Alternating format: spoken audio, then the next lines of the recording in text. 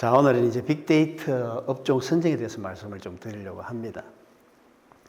빅데이터 업종 선정은 우리가 일반적인 이제 창업 관련된 이제 웹사이트를 활용을 많이 하시면 돼요. 지금 이제 워낙 이제 빅데이터 기반으로 해서 인공지능으로 돌아가는 웹사이트들이 굉장히 많기 때문에, 그런데 이제 일반 창업자들도 우리가 일반적으로 이제 빅데이터가 항상 옆에 이렇게 있는데도 잘 인지를 못 하시는 거예요. 그래서 이제 이 업종 선정하는 방법에는 여러 가지가 있습니다. 제가 이제 이 현장에서 사용하는 방법 한 10가지 정도가 되는데, 그 중에서도 일반적으로 한 서너 가지 정도만 알아도 된다, 그렇게 말씀을 드리고요. 그리고 제가 이제 강의 다닐 때마다 이제 이 사진을 이제 첫 번째로 띄우는 것은, 제가 이제 상권 분석, 정보개발, 창업 컨설팅 일을 지금 35년째 하고 있고요. 그래서 이제 많은 분들한테 이제 현장에서 경험했던 실전 사례와 그리고 이제 이론 부분을 접목을 해서 그렇게 좀 말씀을 드리려고 합니다.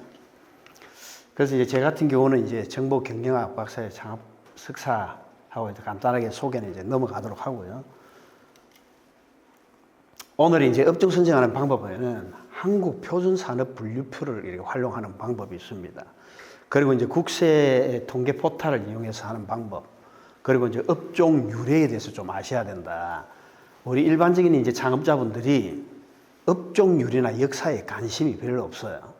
본인들이 이제 그 하는 그 아이템에 대해서 과연 이게 어떻게 흘러왔는지도 좀 알아야 거기에 어떤 새로운 길들이 열리는데, 그런 것 없이 창업하는 경우가 굉장히 많다. 그리고 네 번째는 이제 업종 수명 주기에 대해서 좀 말씀을 드리려고 합니다. 그래서 이 업종 수명 주기도 사실은 이제 모든 것이 이제 그 태어나서 이제 다 죽고 사라지는 경우가 있잖아요. 그래서 우리 업종들도 마찬가지다.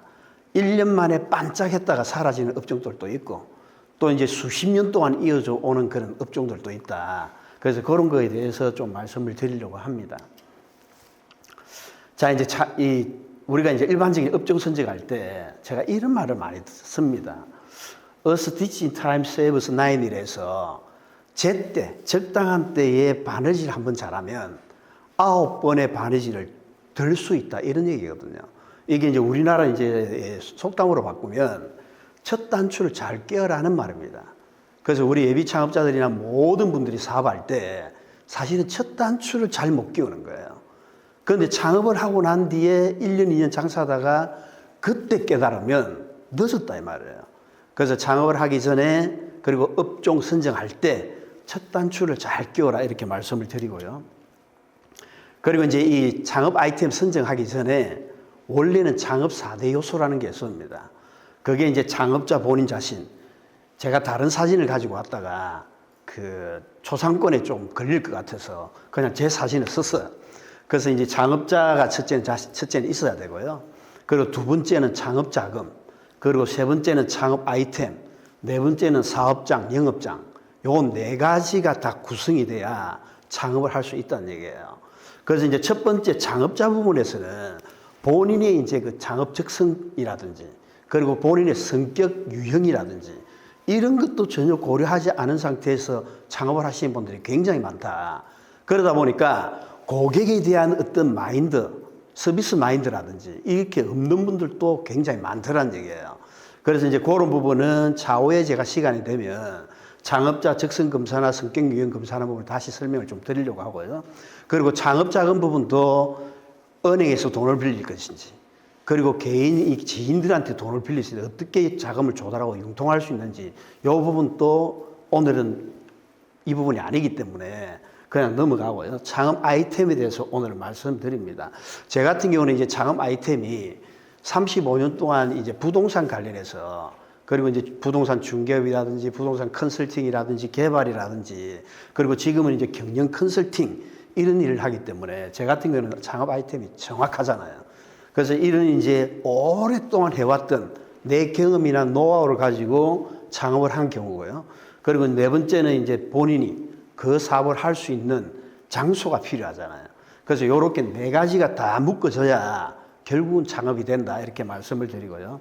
지금부터는 창업 아이템, 업종 선정하는 방법에 대해서 좀 말씀을 드리려고 합니다.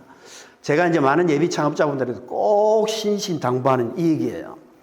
지금은 제품력에 목숨을 걸고 상품력에 모든 역량을 집중할 때란 말이에요. 코로나19 이전에 오기 전부터도 장기 경기 침체에 빠졌던 우리나라 경기 상태에서 일반적인 우리 예비 창업자분들이 본인이 만든 제품이 대한민국 최고라고 생각하시는 분들이 한둘이 아닙니다. 그래서 이런 분들이 제가 이제 자영업 컨설팅을 가서 보면 그 제품이 그냥 평범해요. 그런데 본인이 생각할 때는 그게 대한민국 최고라고 생각하시는 거예요.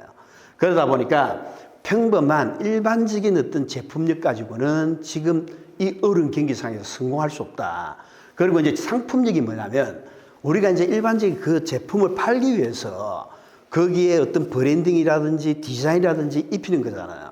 그리고 이런 제품을 가지고 어떻게 마케팅을 해서 어떤 통로를 통해서 내가 이제 상품력을 키울 것이냐. 이제 이런 것에 모든 영향을 집중해야 된다. 그래서 이제 지금은 상권과 입지도 중요하지만 제품력과 상품력이 훨씬 더 중요하다고 말씀을 드립니다. 그래서 제가 이제 이게 박사학위를 썼을 때 코로나19의 직전에 와서 그 논문에도 보면 제가 이제 5가지 이제 그 요인을 집어넣어 봤단 말이에요. 그러니까 이제 이런 요인들이 우리 이제 경영 이제 그 성과에 어떤 영향을 미치느냐 이렇게 논문을 써봤더니 설문조사를 해봤더니 첫 번째가 상품력이었고요. 두 번째가 서비스, 세 번째가 청결, 네 번째가 입지에 들어가 있더란 말이에요. 그래서 지금은 입지가 그렇게 중요하지 않고 뒤로 좀 순위가 밀려버렸다. 이렇게 말씀을 좀 드리고요. 그리고 이제 업종 선정이라는 것은 창업자가 창업을 하고자 하는 업종을 선택하는 거라고 말씀드릴 수 있잖아요. 그런데 이 업종 선정하는 데 있어서 너무 쉽게 결정한다.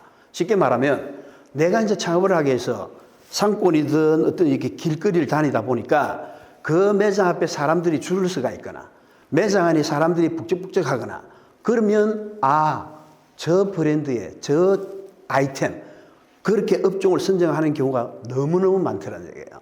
조금 전에 말했다시피 창업자 자신이 그 브랜드하고 궁합이 맞는지 안 맞는지도 보지도 않는단 말이에요.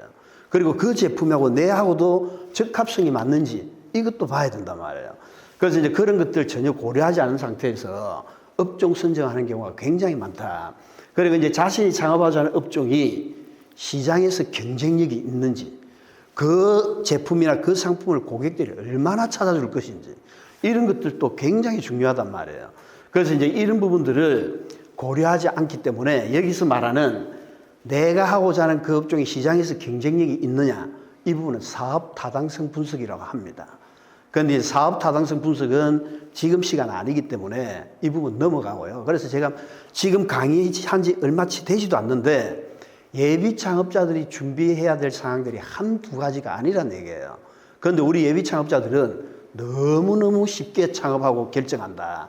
그래서 이런 부분들을 하기 전에는 본인이 업종을 어떻게 하고 사업계획서는 어떻게 쓰고 하는 그런 밑바탕이 비즈니스 모델 라인 블록이라는 것들도 있어요. 그것들을 제가 청년 창업들 창업할 때는 멘토링하고 컨설팅 할 때는 그 과정을 4주 이상을 합니다. 그게 완벽하게 갖춰줘야 그 부분이 사업계획서를 쓰는 밑바탕이 된단 말이에요. 그래서 업종 선정하는 것도 마찬가지다. 그래서 그런 부분에서 준비는 굉장히 꼼꼼하게 하고 깐깐하게 창업을 하시라고 말씀을 드리고요. 업종 선정이라는 것은 첫 번째 이제 시장조사를 하라는 얘기예요. 이 시장조사는 내 제품이나 내 상품이 시장에서 얼마나 점유율을 달성할 것인지 그리고 경쟁력이 있는지 이거를 시장에서 조사를 해봐야 된다는 얘기예요. 그리고 두 번째는 창업자 자신의 적성검사라고 제가 얘기를 했습니다. 이게 적성검사를 해보면 본인이 창업하지 말라고 나오는 분들도 굉장히 많아요. 그런데 우리나라 지금 현실이 창업을 하지 않으면 먹고 살 길이 없어서 어쩔 수 없이 창업을 하는 경우가 많단 말이에요. 그렇다 하더라도 본인의 성격 유형이라든지 창업자 적성 검사를 받아서 본인하고 어울리는 그 업종들도 있다 이 말이에요. 그래서 그 업종을 주로 위주로 해서 창업에 나서야 된다 말씀을 드리고요. 세 번째는 이제 경험과 전문성. 이것도 제가 창업 현장에서 너무나 많이 보는 사례입니다. 일반적인 본인들이 기업을 다니고 대기업을 다니고 본인들이 해왔던 일들이 있잖아요. 그리고 그 부분에 대해서 익숙한 본인만의 어떤 그 기술이라든지 서비스가 또 있을 거란 말이에요. 그런 거를 무시하고 전혀 본인하고 상관없는 음식점을 창업한다든가, 안 그러면 기술인 창업을 한다든가, 이런 본인의 어떤 경험과 전문성을 완전히 무시하고 업종 선정을 하는 분들을 한두 번 본 게 아니에요. 그래서 이런 부분들을 굉장히 조심하시라고 말씀을 드리고, 네 번째는 이제 트렌드 분석입니다. 이게 지금 현재 유행하고 있는 업종인지, 안 그러면 이게 계속 유망한 어떤 업종인지, 이거를 파악해야 되는데, 이런 것들도 파악을 제대로 하지 않는다. 왜? 눈앞에 있는 현상만 봐요. 조금 전에 말씀드렸다시피 어떤 점포에 사람들이 줄 서 있거나 가게 앞에 고객들이 북적북적하거나 내 눈에 보이는 그대로, 아, 저거는 장사가 잘 되구나, 저거는 내한테 굉장히 맞는 업종일 것 같아라고 이제 창업하는 분들이 많다. 그 제품이, 그 업종이, 그 메뉴가, 그 상품이 지금 지고 있는지, 고객들하고 외면을 받고 있는지, 안 그러면 이 제품, 상품이 지금 뜨고 있는지, 이것도 살펴보지 않는단 말이에요. 그리고 이제 다섯 번째는 본인의 자금 조달 능력입니다. 본인이 창업 자금 100% 가지고 하면 좋죠. 그런데 창업하시는 분들 대부분이 자기 돈 100% 창업하시면 거의 없다 이 말이에요. 그렇다면 창업 자금을 은행에서 융자할 경우도 있고 지인으로부터 빌릴 수도 있다 이 말이에요. 이것들을 창업하기 전에 어떻게 어느 정도의 금액을 가지고 자기 자본, 내가 준비하는 자본하고 타인 자본, 이 부분을 비율을 어떻게 갈 것인지, 언제 조달하고 융통해서 창업 자금으로 쓸 것인지, 이것도 굉장히 중요하다는 얘기예요. 그리고 이제 여섯 번째는 내가 하고자 하는 이 창업이 사회적으로 어떤 기여를 할 수 있고, 그리고 어떤 가치가 있을까, 이런 것들도 생각하는 게 좋다. 그리고 일곱 번째는 경쟁업체 분석입니다. 그런데 이 경쟁업체도 사실은 분석을 잘 안 해요. 제가 이제 우리나라 굴지의 이제 편의점 기업에 가서 특강을 하게 되면 지금 우리나라에 있는 그 5대 편의점이 6만 개가 넘는단 말이에요. 그러니까 개인 그 편의점까지 하면 10만 개가 넘어요. 그렇다면 이 많은 어떤 편의점 중에서 경쟁업체 조사를 잘 안 합니다. 제가 여기 대충을 보면 내가 이 업종을 선정하고 이 브랜드를 선정했는데 그 상권 범위 안에 내하고 똑같은 상호를 달고 브랜드를 하고 몇 제품을 취급하는 그 매장만 봐요. 그러다 보니까 오픈을 하고 딱 돌았으면 편의점 같은 경우에 내가 C를 했잖아요. 제가 브랜드 이름을 잘 설명을 하지 않습니다. 정확하게. C라는 브랜드가 오픈을 하고 그 뒤에 보니까 E도 있고, 그리고 G도 있고, 미니도 있고, 7과 11도 있더라 이 말이에요. 그래서 이 부분들이 사실 앞뒤 50m 근방에 또 30m 근방에도 있고 수두룩 빽빽합니다. 그래서 제가 이제 본사에도 출점 전략이 있냐라고 물어보는 것이, 출점 전략을 분명히 세워둬야 된단 말이에요. 그래서 이제 이게 이제 우리 예비 창업자들 뒤에 가면 제가 자세히 좀 설명을 드리겠지만, 그래서 이게 이제 경쟁전과의 직선거리가 얼마인지, 그리고 그 상권 범위 어떻게 설정할 것인지, 이게 굉장히 중요하다는 얘기예요. 예를 들어서 지금 제가 편의점이 10만 개가 넘는다 했잖아요. 그러면 우리나라에 행정동 자체가 2089개 있습니다. 그리고 법정동이 3052개란 말이에요. 자, 3052개 법정동이라면 우리가 말하는 빵집 1위 브랜드, 바, 이게 전국에 몇 개쯤 있을까요? 이게 한 3,500개 정도 있단 말이에요. 그러니까 법정동 수에 거의 맞춰놨다 보면 된다. 그런데 우리가 일반적인 이제 비머라는 이제 치킨 전문점 같은 경우는 전국의 행정동이 2089개 있기 때문에 그 동 하나에 맞춰 있다고 이렇게 보시면 된다 이 말이에요. 그런데 일반 프랜차이즈나 개인 사업자들이 이런 상권 범위를 설정하지를 않는다. 그래서 여기에서 문제점이 굉장히 발생하고 있고요. 그래서 이제 경쟁점 업체는 제가 조금 지나서 다음 제가 상권 분석 강의할 때 그때 지도를 활용하는 방법에 대해서 좀 설명을 드리려고 합니다. 오늘은 이제 업종 선정하는 방법이기 때문에 경쟁업체 분석하는 것도 지금 현장에 가서 직접 눈으로 보고 그 매장 찾아가서 조사하는 것도 필요하지만 카카오맵 지도를 통해서 경쟁업체의 가식적인 것도 조사할 수 있다. 그렇게 말씀을 드립니다. 자, 넘어가서 우리가 일반적으로 업태와 업종에 대해서 좀 아셔야 될 것 같아요. 제가 이제 많은 분들의 프랜차이즈 제가 2세대인데 제가 이제 1980년 후반부터 제가 프랜차이즈 업계에 뛰어들었으니까 지금 프랜차이즈 업계에 있는 1, 2세대 그리고 지금 4, 5세대까지 나와 있는 대표들에게 이게 인맥이 조금 친분이들이 많아요. 그래서 이제 식사하면서 이제 이런 얘기를 물어봅니다. 제가 프랜차이즈 본부 대표한테도 그리고 예비 창업자들한테도 그리고 사업에 성공해서 매장을 뭐 몇 개씩 갖고 있는 그 대표님들한테도 물어봐요. 업태와 업종을 구분할 수 있으세요? 물어보면 자신만만하게 얘기를 해요. 업태는 음식점 같은 경우는 일반 음식업이 업태. 그리고 업종은 그 종목노잖아요. 분식점. 그리고 한식. 요게 이제 업종. 이렇게 설명하시는 분들이 많아요. 그게 틀렸다는 얘기는 아닙니다. 사업자 등록상에 꼭 필요한 분류란 말이에요. 그런데 여기서 보시면 업태는 사업의 전반적인 성격과 특성을 나타낸다 했고요. 업종은 사업의 구체적인 내용과 범위를 나타낸다 했단 말이에요. 예를 들어서 넘어가겠습니다. 이거는 밑에 보시면 2004년도에 소매업태 분류에 관한 연구라고 박충환 오세조 이 두 분이 마케팅 뉴 제19호 제1호에 등재한 논문이란 말이에요. 여기 이분들은 업태를 어떻게 분류를 했냐면 소매의 형태라는 의미로 어떠한 방법으로 판매하느냐. 이게 영어로 how to sell이란 말이에요. 그리고 업종은 뭐냐. 소매업의 종류라는 의미로 무엇을 판매하고 있느냐. 영어로 what to sell이라고 부른단 말이에요. 자, 여러분들이 오늘 여기서 꼭 기억하실 것은 업태, 업종이 굉장히 많이 헷갈리잖아요. 그러다 보면 업태는 how, 어떻게, 업종은 what, 무엇을 이렇게 구분하면 업태와 업종을 정확하게 구분할 수 있다. 그래서 이제 여기서 보시면 이분들이 업태는 소매업태는 이렇게 분류한다고 얘기를 해요. 상품의 계열별에 따라서 백화점에서 파는 선배품점이냐, 그리고 일반 슈퍼마켓 편의점 파는 편의품점이냐, 그리고 전문품 중에 가전제품 전문점, 가구 전문점. 자, 요 지금 분류되어 있는 백화점, 대형마트, 편의점, 슈퍼마켓 이것들이 우리가 일반적으로는 큰 대분류의 업종으로 볼 때 어떤 업종에 들어갈까요? 소매업, 서비스업, 음식업 중에 어디에 들어간다? 소매업에 들어간다 말이에요.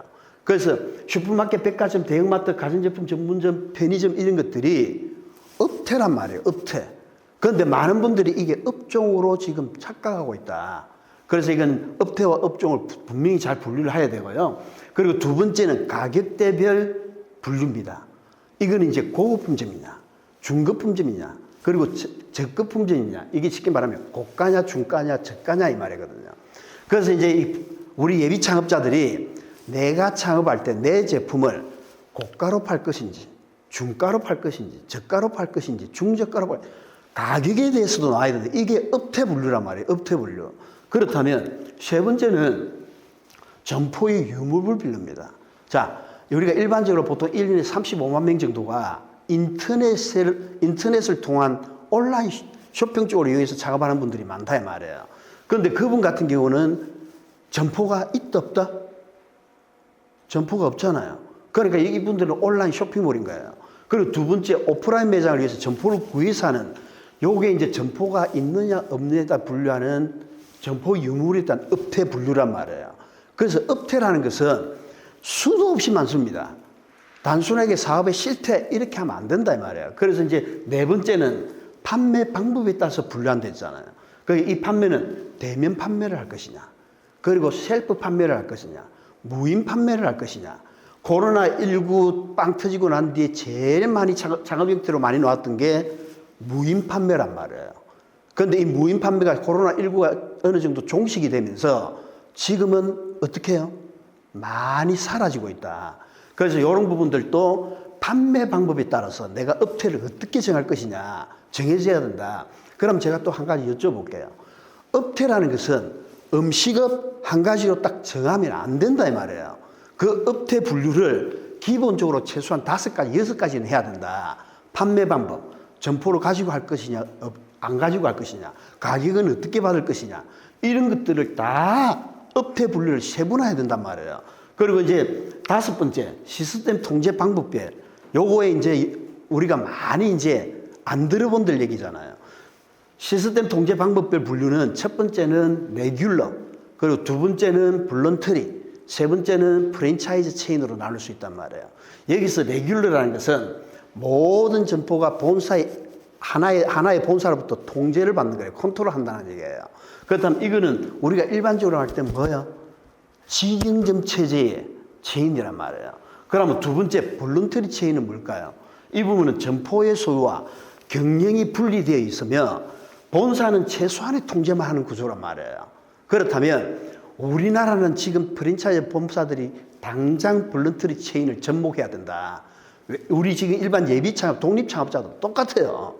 이게 왜냐하면 점포의 소유와 경영이 분리되어 있기 때문에 예를 들어서 미국에 본사를 둔 D 도너츠라는 브랜드가 있습니다. 세계적으로 유명한 글로벌 기업이잖아요. 여기 같은 경우는 미국에 있는 가맹점 협의체가 있어서 그 가맹점 협의체에다가 물류 공급권을 넘겨줘 버렸단 말이에요. 그러니까 가맹점주들은 식자재를 아주 싸게 공급을 할 수 있잖아요. 그러다 보니까 본사에 주는 물류 비용이 훨씬 떨어져 버리기 때문에 가맹점주들 입장에서는 수익률이 어떻게 된다? 이익률이 증가할 수밖에 없잖아요. 그 대신에 본사에서 가져갈 수 있는 건 뭐다? 로열티만 받아간단 말이에요. 그래서 이런 부분을 프랜차이즈하고 볼런터리 체인하고 잘 접목을 하면 가맹점들도 살고 본사도 살아요. 그런데 제가 이런 얘기를 어떤 그 프랜차이즈 본부 대표한테 했더니 기존에 있는 시스템은 그대로 가고 로열티만 더 첨가를 시켜버린 거예요. 그러니까 이 가맹점이 이제 더 죽어나는 거지. 그래서 이런 부분들 우리 예비 창업자들도 기본적으로 아셔야 된다. 그리고 프랜차이즈 체인은 설명을 안 해도 아실 거 아니에요.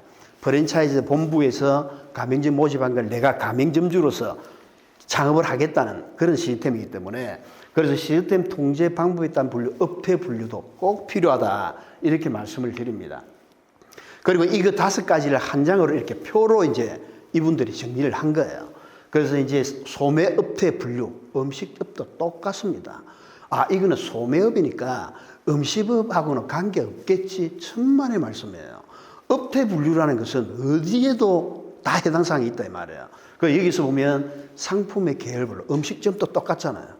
상품의 메뉴별로 할 수 있다 이 말이에요. 그리고 가격대 고가냐, 중가냐, 저가냐, 중저가냐 이렇게 가격대별로 업태 분류를 해야 된다.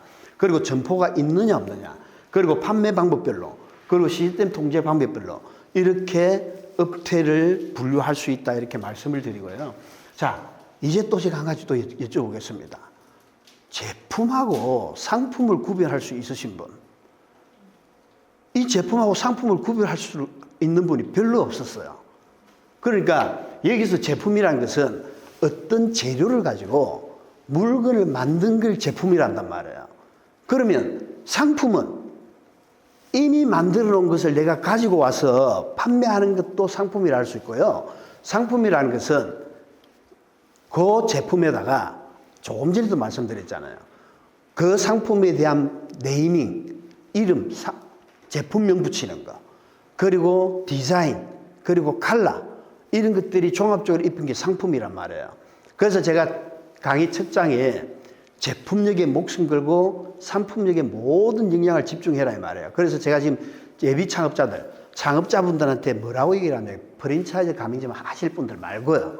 본인이 독립점포 하시는 분들한테는 제품력에 어쨌든 목숨을 걸어서 경쟁력 있고 차별성 있는 제품을 만들어라. 그게 모든 본인 창업 자금의 50% 이상 투입하라고 그렇게 얘기를 한단 말이에요. 그리고는 상품력, 디자인이라든지 이런 상품력 개발에도 많은 돈을 들여라. 왜? 잘 만든 상품, 제품 하나가 온라인에 이렇게 올라가면 그게 고객들로부터 사랑받는 지름길이란 말이에요. 그런데 그런 부분에 크게 신경을 안 쓰고 있더라. 그래서 이제 제품과 상품을 구분했다면 이겁니다. 이 사진처럼. 자, 코카콜라 끝에 포장지가, 컬러가 무슨 색일까요? 빨간색이잖아요. 그리고 여기에 코카콜라 영어 디자인 들어가 있잖아요. 요게 상품화란 말이에요.